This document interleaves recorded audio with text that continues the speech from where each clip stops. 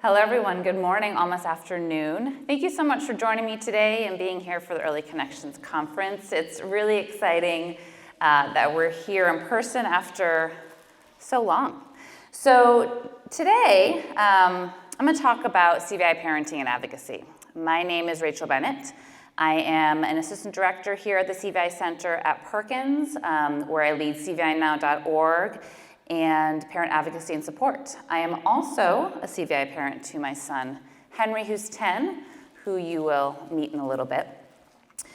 And today, our conversation is going to be around framing the context, right? Context really matters as disability parents. The systems that we're trying to navigate that aren't fully serving our kids, and to really understand those. This is just really hard. We're going to talk about the hard stuff, the hard truths about disability parenting, and the skills and knowledge and courage that we need to cultivate in order to do this thing of raising our kids. And we're going to talk about resources and actionable takeaways from CVINow.org around gaining knowledge around CVI and advocacy as well. So just to go back to the basics around what is CVI, it presents differently in each child, but here are some common facts. Cortical cerebral visual impairment is a brain-based visual impairment caused by damage or interruption to the visual pathways or visual processing areas of the brain. It's the leading cause of blindness and low vision in children, and it's the leading cause of congenital blindness, vision loss at birth in the United States. So as parents, we're not alone. Many with CVI have ocular eye conditions, and CVI can even cause children with healthy eyes to have difficulty processing what they see. CVI is typically diagnosed when abnormal visual responses can't be attributed to merely the eyes, and people with CVI struggle with visual attention, visual recognition, resulting in a lack of access to and understanding of the world around them. And then a little bit about the CVI Center. Our mission, our core mission, is to confront the leading cause of blindness and low vision through innovation and collaboration, developing resources and tools. And really, we're here to follow the research and root all that we're doing in making sure we understand the whole child. So we believe that CVI is a lifelong disability and has a big impact no matter how it manifests. Every person with CVI's lived experience is different, and every person with CVI has a right to access their world in the way that works for them. So we believe we put the lived experiences of people with CVI at the center of our work, and these days the people with CVI have really found their collective voice, and it's been really exciting to lean into and learn from. We follow the research, we partner with the child, family, education, medical teams, and we believe with access, every child can learn, and we believe in disability inclusion. And our work is always grounded in both research and practice, and our thinking evolves as our collective understanding of CVI advances. So that's who we are, and that's where we're going. And it's really exciting work here at Perkins. So let me introduce you to my son, Henry. He is 10. I know. Here he is when he was a little baby, just banging on lots of pots and pans. And here are some current photos of him. He loves riding the T. This is actually one of the first Saturdays in a long time where I'm not currently on the train with him. So he's the kid who announces every single stop. He'll ask where you're going. He says hi to everybody. But you know what? His love for the T has been his gateway to learning. It's been his gateway to literacy and math.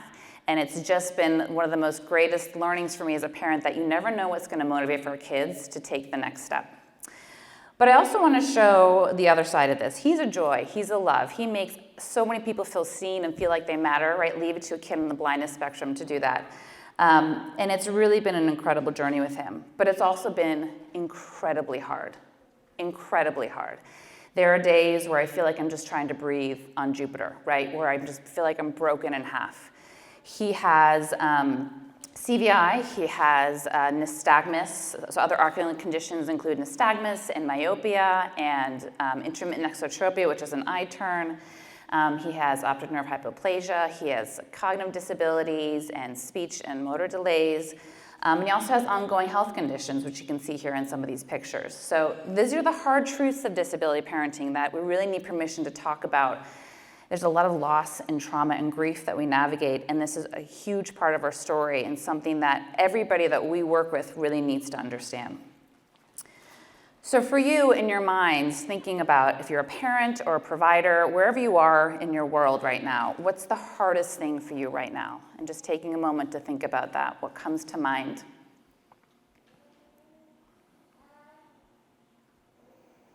Does anybody want to share? Oh, somebody right away, go, tell me. Just feeling helpless. Helpless. Parents move forward and be open to accessing resources. So you as a provider feeling helpless to get parents to being open to access resources, right? I wonder, it's so easy to get really stuck in our grief and get paralyzed by it. And it's like, how do you bring parents out of that into something that'll be helpful? Yeah, that's really tough. Thank you for sharing that. Anything else? Yes, Peggy? I've just become a volunteer here, and I think I already feel totally overwhelmed with how much there is to learn. Yeah, yes. Tell me about it. As a parent, it's like, all of a sudden I have a kid with these complex disabilities and I need to know everything, right? Completely unexpected. Yeah. My child has CVI and is also nonverbal, Mm-hmm. so not knowing what she sees and how she takes in the world. Yeah. So having a child with CVI who's nonverbal, not understanding what they see, I know that's the million-dollar question. What does my child see? How do they take in the world? And just wanting to know what's on their little minds, right? Yeah. Go ahead. We're taking advantage of a lot of services, and then I sometimes wonder what's the best use of my time? Yes. I feel like I am always driving to appointments. Yes. I feel like they're a waste of time. Some end up being wonderful, and sometimes I'm like, wow, why did I drive 45 minutes for this waste of time? Yeah, I feel that. So wondering what's most beneficial, wondering if it's actually working, and just the time it takes to go to these appointments through the gauntlet of the specialist. And it's like, when do we get to just be a mom, and when do we get to have that time? Just chill. And you know what? I give you permission to do that, because those moments have been the best moments of my time with Henry. Thank you for sharing that. So what I want to do next is provide some context. And this is something that I've learned through my work here, but also just being 10 years into this journey. Context really matters, and there are a lot of systems that CVI families and disability families have to navigate. And a lot of these systems are not working for kids with CVI. Even though it's the leading cause, the medical and educational communities still have a long way to go to catch up to our kids.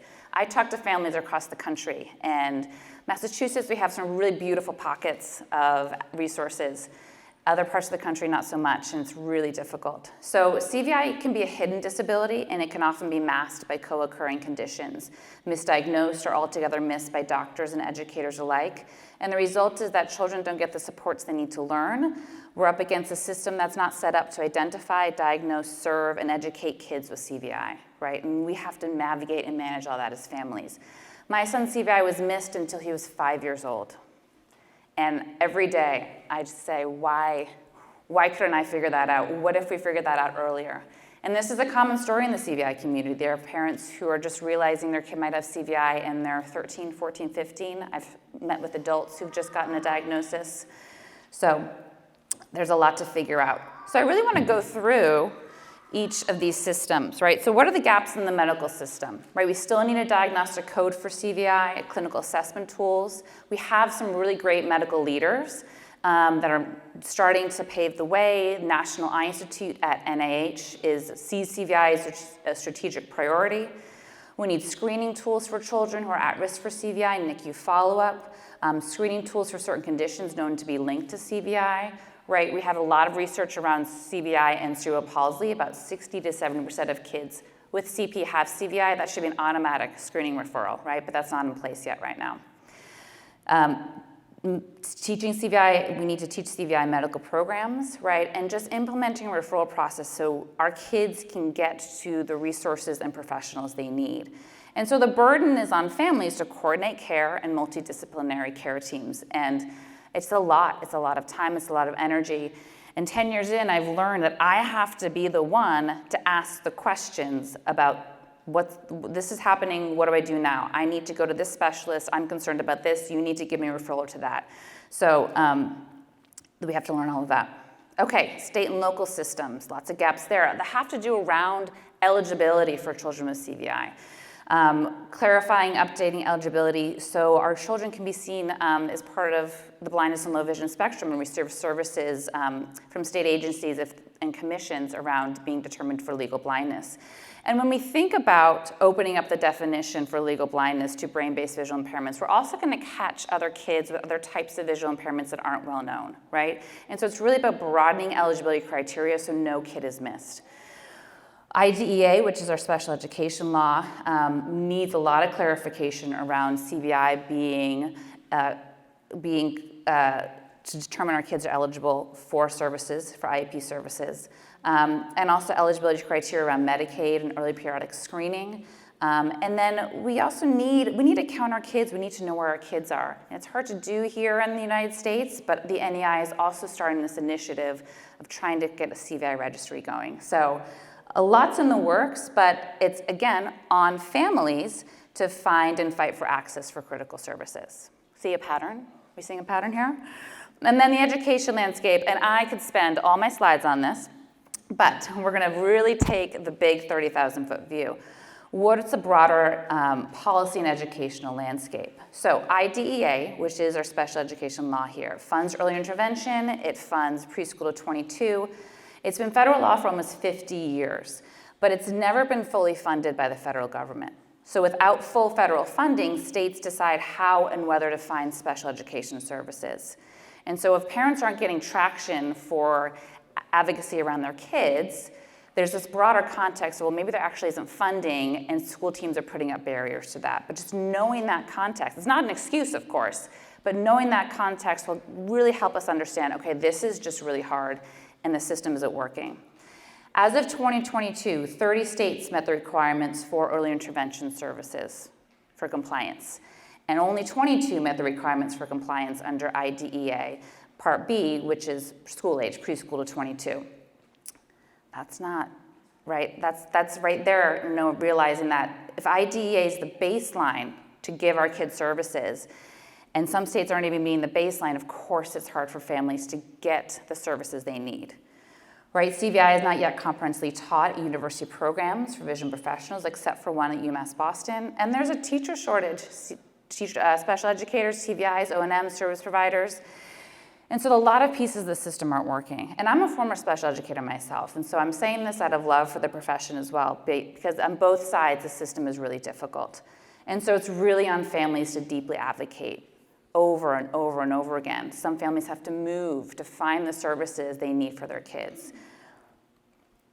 And then looking also at society and culture, right? How is disability viewed in our society? Listen, before Henry, I never had a close relationship with somebody who was visually impaired, right? He was the first person I really knew closely, and the first person I also really knew closely with complex disabilities. And there's a lot we need to learn, and I've learned a lot about ableism. And it's something that I see towards my son a lot, not realizing it. It's something that's insidious in our culture and even in my own thinking, but it's a set of beliefs or practices that devalue and discriminate against people with physical, intellectual, or psychiatric disabilities, and often rest on the assumption that disabled people need to be fixed in one form or the other, right? So disability is widely misunderstood and stigmatized and feared, yet it's the largest minority group, and one that nearly everyone will be a part of at some point in their lives. And it's hard raising a kid in a society that has the resources, but it's not fully accessible or inclusive, right? There are active choices being made to keep things from being fully accessible and inclusive.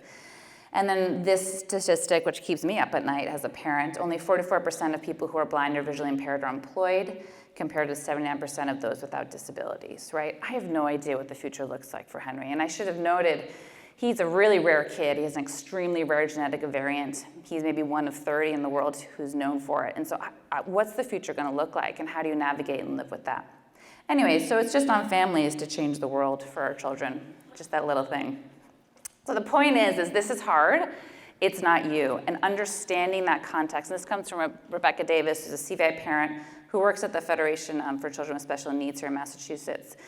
And understanding that context really hopefully helps us take care of ourselves a little better and make the choices we need to prioritize what we fight for. And I want to go deep into the hard stuff a little bit. It's something that I've really been exploring the past few years. You know, we have to learn a lot as parents of kids with disabilities, and part of that is a really big personal growth journey.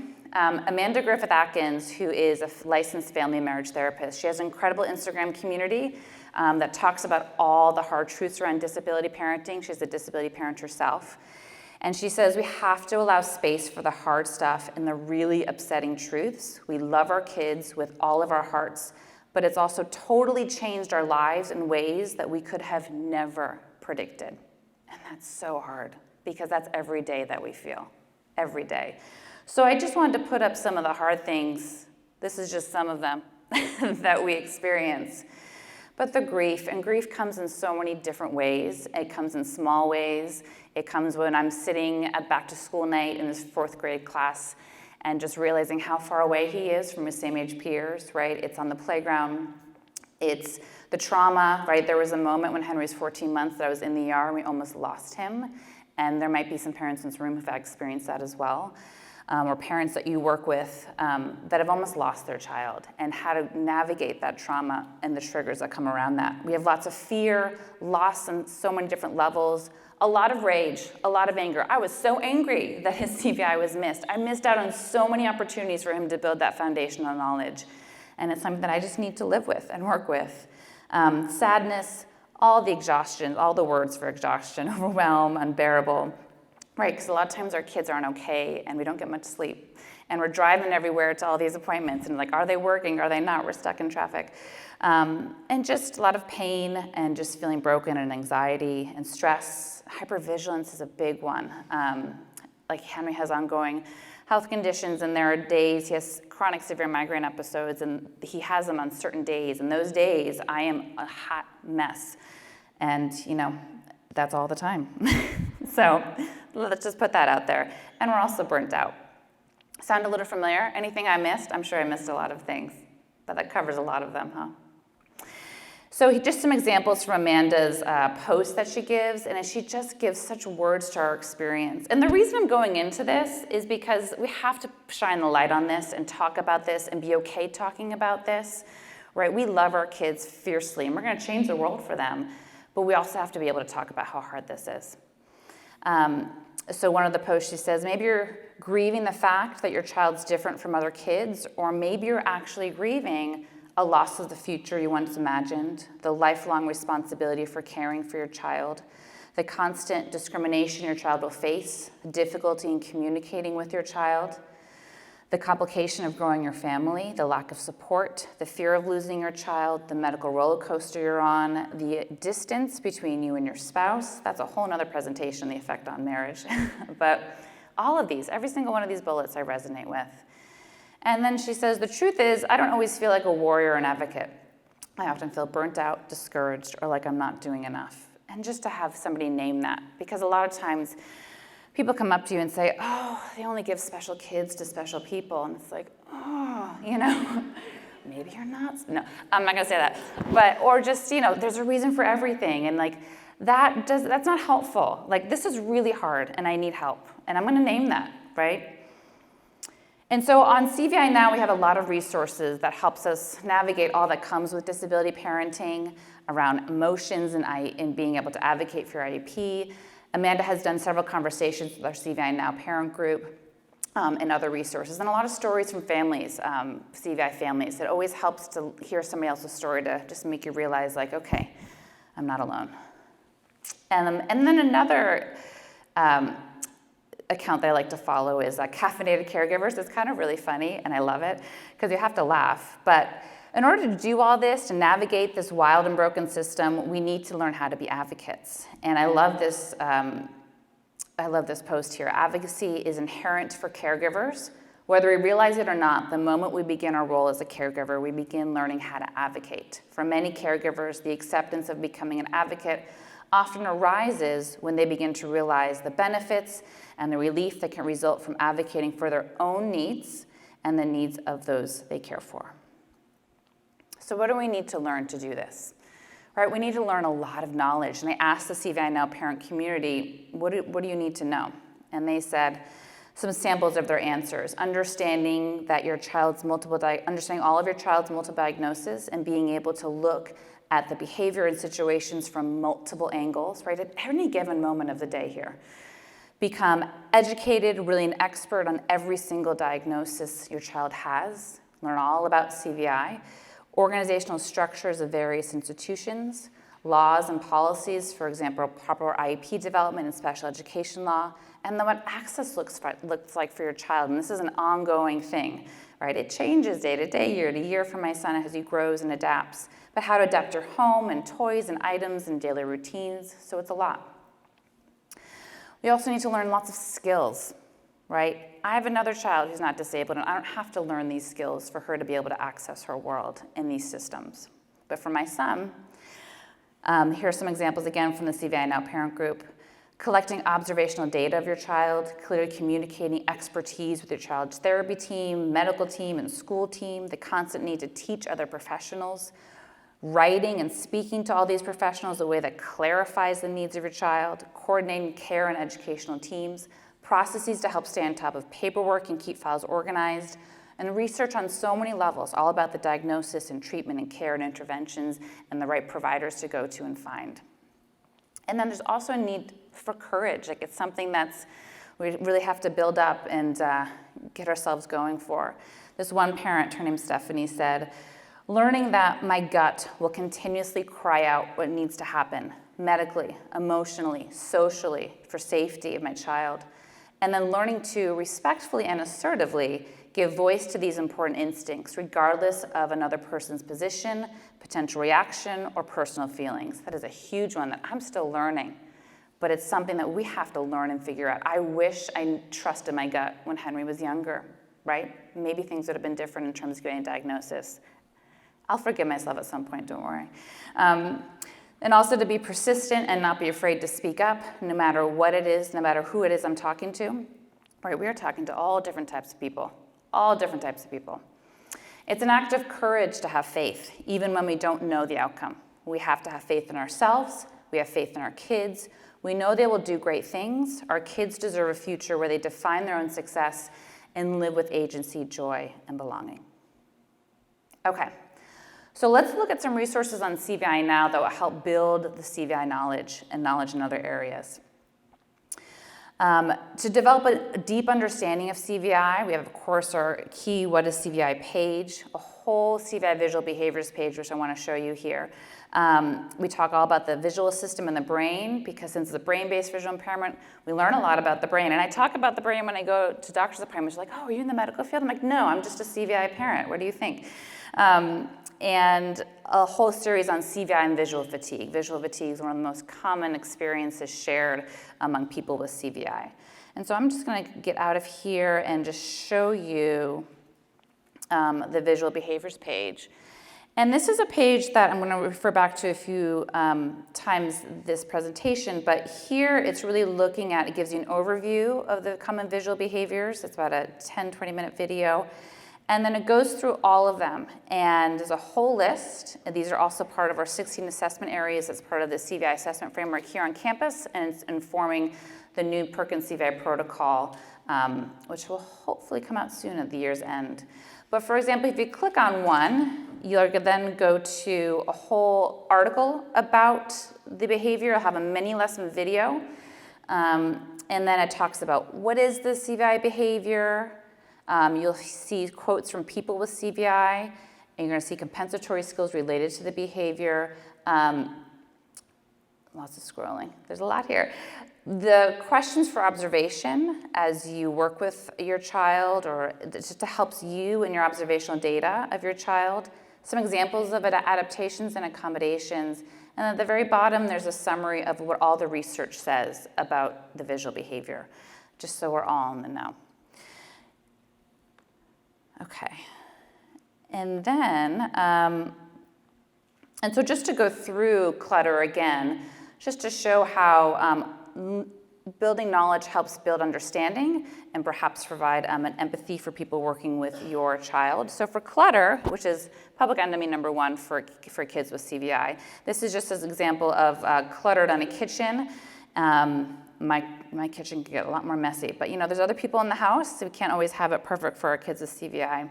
And so with this, the brain is overloaded, and it might look blurry, right? For people with CVI, they say it can be blurry. They say it can be kind of like a fun house. They also say that their visual field constricts and they're only able to really focus on one thing at a time. And Dr. Latvia Marabet, who's a leading researcher in the field, says, with increased visual load, individuals with CVI have to grind it out, which eventually leads to frustration and anxiety. This perpetuates through the day, causing a vicious cycle of fatigue and stress. And I wish I knew this, when my kid was growing up, why it was so hard for him to go food shopping with me, and why we were at CVS and he had an epic meltdown and just cleared off the bottom shelf. When we know, the more we know about why our kids are doing things, what their behavior is actually communicating us, the better we can be a parent and advocate for them. And so for our kids with CVI, a lot of times they end up serial processing, right? Scrutinizing one piece of information at a time when there's more sensory information to take in. And serial processing is a less efficient form of visual search, which causes visual fatigue, versus many of us who have typical visual abilities are able to look and just capture everything instantaneously. That's called parallel processing. And so what might this look like when your child is trying to find the cup on the table? And so maybe they see the edge of their blue iPad, they see their yellow Pop-It toy, then they're gonna go to, maybe they're feeling around also, they're gonna go to their bowl of popcorn, they see their snack plate, and maybe they see the edge of their cup, and then they find their cup. And if this is happening every moment of every day, no wonder our kids are so tired, and no wonder they're showing a lot of different behaviors. So it's just one way that knowledge can help be an empathy builder for those who are working with our kids, and also learn how we can better advocate for their needs. We also have a new CVI Now early intervention series, and this goes articles to support advocacy and knowledge and courage, and I'm gonna go back and just show you that as well. And so we have all about why EI is so important and different ways you can advocate for your child about the IFSP. CVI parents share how they navigated EI, tips for effectively working with EI providers. Again, some of us are meeting all these new professionals for the first time, and who are they, what's the purpose, how can we work with them best and really make it be a successful collaboration. Again, another thing we need to learn. And then also had an article around medical advocacy as well. And then information about, ideas for equipping your home and meaningful EI routines and how CVI really affects all skill development. And then navigating those emotions of disability parenting, it's always an important piece. And then coming soon, we'll have a bridge into the IEP process. And so just to kind of highlight some of the information from the EI series, so learning through daily routines. And this is something that I still try to do with my son at home, right? I want home to be a space where he knows what autonomy looks like and agency, and I want him to try all those independent skills and just be that sacred space for him, because I can't control what's out there in the world, but I can control as best as I can. I've had to become a really neat person in my life with him, so to help him be successful at home. So thinking about a structured daily routine that can reinforce cues and actions and words and concepts through repetition, because we are going to all these appointments and everything, and we just want to be home and be a parent. And so how can we incorporate some of this learning in what we're already doing with our child? And that's really nice and empowering to know that we don't also have to do all these extra things. So you identify the development goal, select a few routines like bath time or feeding time. Right now with my son, we're trying to work on get him to be able to dress himself, and we're just really breaking out the task of it.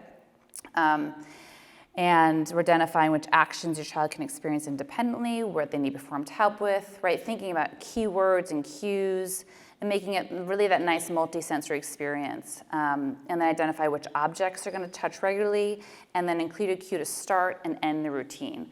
And just a way to build in some repetition and routines that can to support that learning and independence. And you can learn where your kids are and what works and what doesn't work. And then a few ideas for creating an environment that supports early learning or continues to support kids with CVI. Calm and organized, distraction-free. Again, this is just an idea. It's okay, right? Life happens. I have another kid, things get loud, she starts crying. But just, thinking just some of the ways, it's so hard to control a lot. There's so much uncertainty with our kids. And so just finding some moments of control in this process, actually, I've found very helpful. So just plain backgrounds, not much background noise. You know, my son was having a lot of hard time eating. He was failure to thrive for a lot of his life. But I realized like it needs to be really quiet. He needed to be looking at a blank wall. Like he needed to have a colored plate, right? And then he started actually eating for longer than 10 seconds because it wasn't so overwhelming. And it's just thinking about how we can make the environment helpful for him, for them, for our kids to build skills that are actually really hard for them. And as an organization, keep tools and utensils and other everyday objects in consistent, easily reachable places. Henry has a top of a shelf with just a few of his toys that he always knows that's where he goes to get them. Pops of color and textures around the house. And then, of course, you can start adding and trying new things as your child grows and learns. Another part of our knowledge building for CVI is understanding what assessments are out there for our kids. I wish, okay, where am I going with this? So Henry had a really hard kindergarten year, and the problem is that a team didn't do all the necessary assessments to be able to understand what he needed to access his learning. And that's the question I wish I asked. Let's do some assessments. It looks like we need some more data. But for CVI, we have a growing suite of assessments. We have a whole page on CVI Now about the suite of assessments available for CVI and why they're important. And this is something that, as parents, again, we need to learn and advocate for. You know, we need to know what a functional visional assessment is, which assesses how our kids use their vision to access their learning. We also need a learning media assessment, which thinks of the learning materials and presentation methods that are going to work in terms of how our kids are going to be able to learn how to read and write and do math. Matt Tejan has an incredible 2D image assessment, which looks at visual learning media. We need to learn about expanded core curriculum. We need assistive tech evals. And there's a new considerations for educating with students with CVI resource that came from Patton, and I think it was a collaboration with APH and the San Francisco Lighthouse. But that's a new tool out there for CVI, and of course O&M. So there's a lot out here, and there's a lot that we as parents need to learn, and we have a page about all this on CVI Now. And then we need to learn, so after assessment, there's something called systematic instruction, right? And we have a great video from Marguerite Tabato, who works here in the CVI Center, who's gonna actually be the director of Deafblind program starting next week. But it's really about how do we optimize every opportunity for accessible learning to move our child as close to the learning goal as possible, right? We can't predict what our kids or cannot do, but with comprehensive instruction, with comprehensive assessment, and then using those assessment results to build systematic instruction, being very intentional. And then there's a whole resource here, I know it's cut off here, but it's a whole resource online that just shows after assessment, what are some of the systematic ways to implement those assessment results into meaningful, intentional, accessible instruction? And what does ongoing evaluation look like? Right, so knowing that this is out there, knowing that this is expected for our kids, it helps start shaping our questions of what we're gonna ask the school teams. And thinking about what accessibility looks like for our kids. You know, we have an article about multisensory approach for children with CVI. Our kids are on the blindness and low vision system. They need choices for how to access their materials, right? They could use visual skills, tactile skills, auditory skills, kinesthetic movement skills. My son is learning both print and braille now, right? He's a dual media learner. And when we think about an activity for our kids, you know, we always need to think about the learning goal. So for example, if your child might get a worksheet when they're in preschool and it's cutting something out, but if cutting something out is really fatiguing and difficult, well, what's the actual goal of the worksheet? Is it to, you know, identify colors or something? If that's it, then that's going to change how you approach the activity, right? What are the skills needed? What are the students' strengths? What concepts need to be understood? For so many of our kids, because they've missed out on incidental learning in a lot of ways, right? Which is the learning that many of us with typical vision use by just observing the world around us. And so we learn a lot of foundational concepts from that. And so what concepts actually need to be directly taught in order to access that learning goal? And then how can we incorporate experiential learning to build memory and context, right? Our kids learn so much just from being out in the world.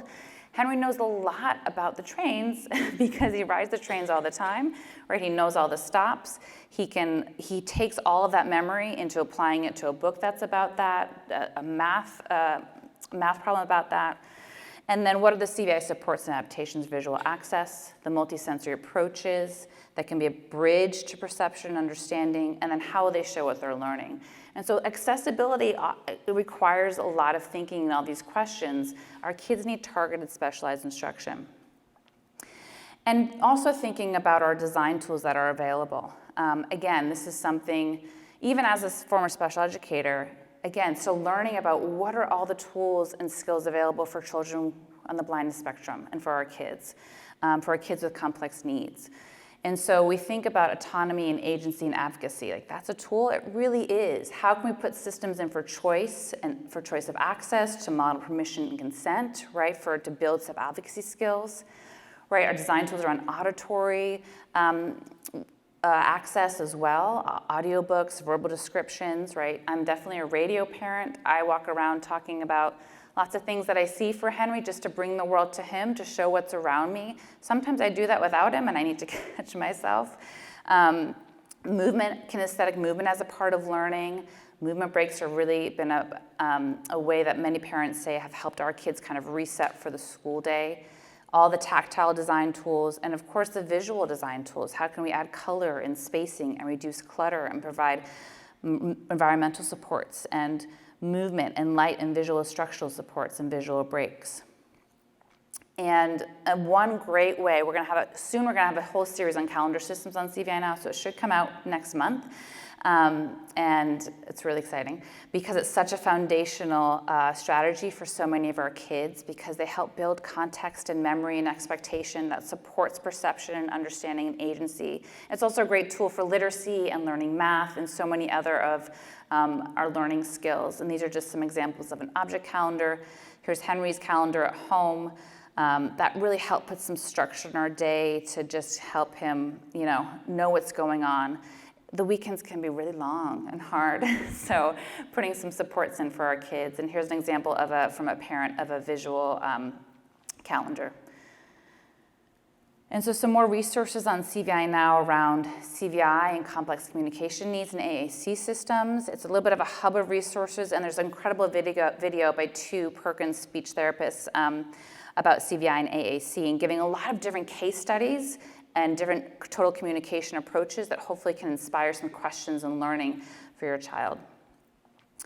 We have a lot of research, and this PDF of this is part of the handout on the agenda, so it's there for you to click through. A lot around CVI and literacy. Like I said, Henry is a dual media learner. A lot of our kids with CVI are, right? Some may be able to learn how to read, but it can be really taxing and tiring.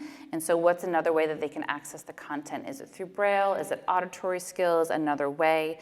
And so we have just lots of different examples and ideas around that.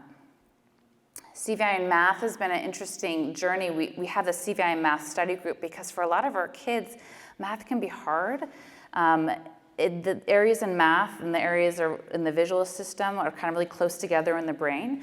And so we've been having a lot of great discussions around how we can adapt math for our kids with CVI and make it more accessible for them. And here's just a great example of a picture of snack math, a child eating snack and then just working on numbers and counting and tactile representations of that. So that was a lot of lists of resources, but it's showing you that the knowledge is there whenever you want to get it. But pace yourselves. Okay, so advocacy skills. Some resources to help you build those. But I just want to share this great quote from Rebecca Davis. Advocate, advocate, advocate. Rinse, rest, repeat. Use your voice. Your child matters, and your voice matters. Tell your story. It's so important to tell your story. Stories are advocacy, and stories are what's going to move the field forward. But I want to emphasize the rinse, rest, and repeat. We all have seasons, right? There are seasons where I really have to go and advocate for Henry. Maybe it's the IEP time where something's going on at school. Maybe it's in the medical system where things really aren't going right for him and we need to get some answers. And then there are times where I'm just like hiding under a blanket with my book. And that's okay, right? You just gotta, know yourself, you know what you need to do to fill your cup. Because we're in this for the long haul, right? Our kids matter and they're worthy, right? Parents of kids with disability and complex medical needs, we're navigating tremendous amount of trauma, right? We've said this, grief, stress, and anxiety. And it's not okay. It's really not okay that it's this hard to fight for our kids' right to fully access their education and post-secondary opportunities. Our kids' need for support and accommodations to access their world does not take away from their worth in our society, nor does it take away from their gifts and competencies and skills. Their needs are, in fact, human needs. And again, this is what I'm learning from the disability community. It's not special needs, they're human needs, right? With the right support, our kids can express themselves, participate in our communities, and define their success. So some parts of advocacy skills that we need to learn, right? Tell our story, observational data, be up to date with current research, ask questions, build relationships, educate others, know the law and your rights, stay organized. And so we're learning a lot from the CVI community, like I've said before, and so on CVI Now, we have lots of CVI stories from parents, but also from people with CVI, and I just want to share some quotes from what we're learning. Because hearing people with CVI describe their experiences really helps me, gives me a little bit of affirmation and validation, like, I see this in my kid too, right? He can't tell me that, but I see it, and it just, of course, this is really hard for him. So we have Nye, who's an adult with CVI and a professional in the field, says, when you have CVI, seeing is not passive, anything sight-related is active work. CVI leaves no stone unturned. And I see this too. I feel like it affects so much of Henry's well-being. Tina, an adult with CVI, says, with this heat wave, I think this was last summer, I have been experiencing a lot of zero vision days, or a day when my brain doesn't want to see. People with CVI are the experts of their own brains. And here's Kenny, an adult with CVI, who is an artist. It's unjust to make people believe that their vision is a problem when they can't participate in society, when society isn't designed for them because society never took that into consideration. I'm like, oh, you just need to be next to me, Kenny, whenever I go into these appointments. Here's Krish, who's an elementary student with CVI. I have trouble seeing in crowded areas. When there's a lot of action and sound happening around me, it's hard to use my vision. And here's Dagbort. I get almost blind when I'm tired. I see that with my Henry. And when I read, it feels like my eyes are being pulled out from their centers. This is Grace, an elementary school student. I think this is after like 2 paragraphs of reading. These are helpful. They just help us understand the lived experiences and that CVI is a big deal no matter how it manifests. Also on CVI Now, we have a whole research library of current research, right? You may come up against teams or people that say, CVI, it's not a big deal. That's not his primary thing. It's fine. And I want this link to be used as, can you please read all of this research about CVI and how it is a big deal, right? Because I've been dismissed a lot, right? I've been gaslit a lot by medical providers, by educators. And it's just like, I want to show, it's not just me talking. These are researchers from around the world. And also, we're learning a lot about prevalence of CVI. 1 in 30 kids, a recent research project showed this, found at least 3% of children in mainstream school, equating to 1 in every classroom, had CVI-related visual difficulties. This is a study in the UK. That's a big deal. This is a number we need to really think about, right? There's a lot of kids in our classrooms that we're missing, right? My kid isn't just this, this is a niche thing. Like this is the next wave, right? We need to figure out how to work with and teach these kids. CVI is common in neurodevelopmental conditions, prematurity, CP. 60 to 70% of children with CP also have CVI.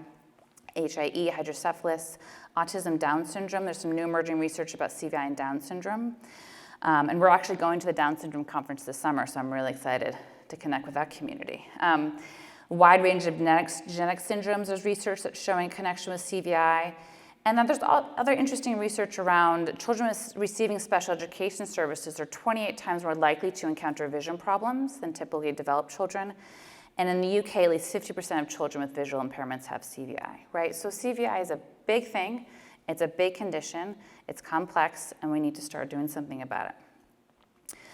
One of your most powerful tools is observation.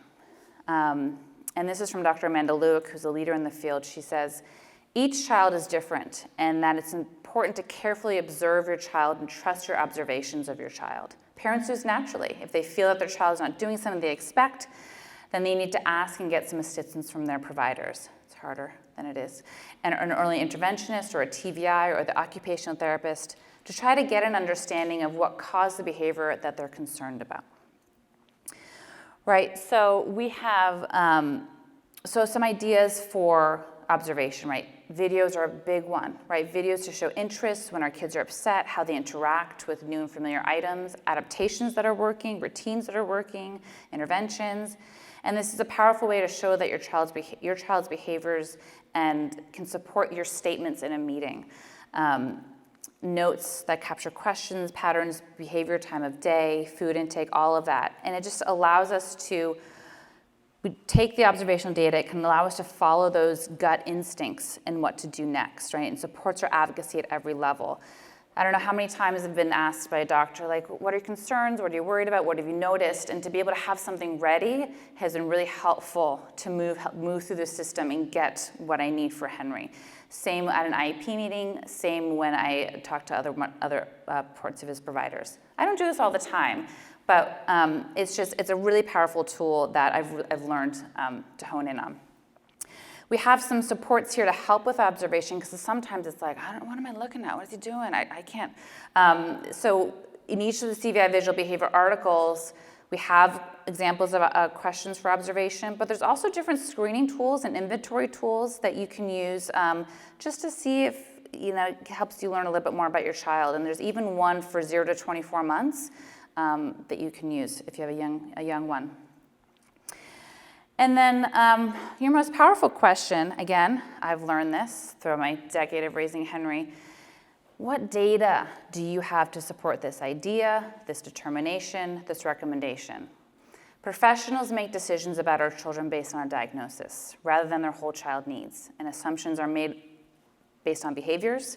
Low expectations can drive instruction. Before Henry was diagnosed with CVI, he was on the track of being diagnosed with severe ADHD and a mood disorder because of all of his behaviors, even though his behaviors were just screaming for access. And a lot of decisions were just being made based on what they were seeing rather than actual assessment data and multiple assessment points. So some questions we can ask. Tell me more about how you came to this conclusion. How do you know? Tell me about how you collect data to determine my child's progress. What questions do you have about my child's current performance level? Right? Walk me through this learning activity. I've learned to be the one to ask more questions in these meetings with teams than be the one to talk the most, because I need to get that information and answers. Thank you for saying yes to that as a provider. So we have a whole CVI Now IEP guide that walks you through the process for those of you who are maybe in the IEP or are going to be transitioning to the IEP soon. It covers every point of the part of IEP, CVI considerations throughout as well. And it has 2 articles around advocacy, how to disagree, push back, ask questions, but the big thing is to be collaborative. And it's so hard to do when you need these things to be in place with your kid, but you also need to create a collaborative relationship. It's a really difficult skill, and it takes a lot of energy and practice. So give yourself grace. And I'm noticing as a teacher, they never taught us in Teachers College to be compassionate about the IEP process. Right? We get this IEP paper and we try and implement this stuff, but I never thought until being the parent what they went through from 0 to whatever to get to this paper. Yeah. So I'm just going to repeat it for the mic.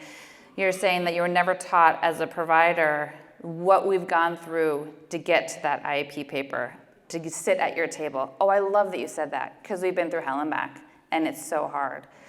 Thank you. Gonna make me emotional. But as parents, it's also important to know our priorities, right? We can't get everything for our kid. We can't get perfect, even though we want it. So what are our priorities? And that's hard to figure out. Right? I'm trying to think about my priorities for Henry now that he's 10, right? He's not 3 or 4 anymore. It's a whole different ballgame, which is scary. And also know your procedural safeguards. This is Monica Jones, a CVI parent and the head of the Pediatric Epilepsy Surgery Foundation. Parents have to think about, what do I really need? What are the trade-offs? Focus on the things that are important to you. Try to get the team on board with that and really aim for collaboration. And so here's just an example. One parent, this is from the CVI Now community, said, her child is not included in center time. And so a provider said, Kat is not ready for centers. And it's like, okay, So set the collaborative tone, share and listen, right? But also know that you're the expert in your kid. You know their reliable responses, especially if your kid is not verbal. You know their reliable responses, and that's really powerful information. And also engage from the assumption that the team just needs more information and support. And so this is where questions come in, right? Tell me about centers. What's happening? What are the goals for center time? What are the tasks like? How's the team collecting progress monitoring data for my child? What assessments led you to determine that Kat is not ready? And do we need more data to figure out what access looks like? Questions. So closing out here, thank you for sticking with me. But this is also from Dr. Amanda Lewick to parents. And I just love this. Anything you do for your child is a marvelous thing. Anything their child does is an accomplishment, and the child will learn from that, will grow from that, will integrate that into who they are as they move from babyhood to toddlerhood to school age. One thing that's very important is not to compare and contrast with other children, because your child is unique and will have their own way of developing and interacting with the world. And so I just want you to give yourself permission to be your child's parent. And once I finally realized this, it's really helped change my relationship with Henry, and it's been much more joyful. Do what brings you and your family joy. Learning and growth happens in these relaxed, fun moments. Living and just getting out there supports growth and development.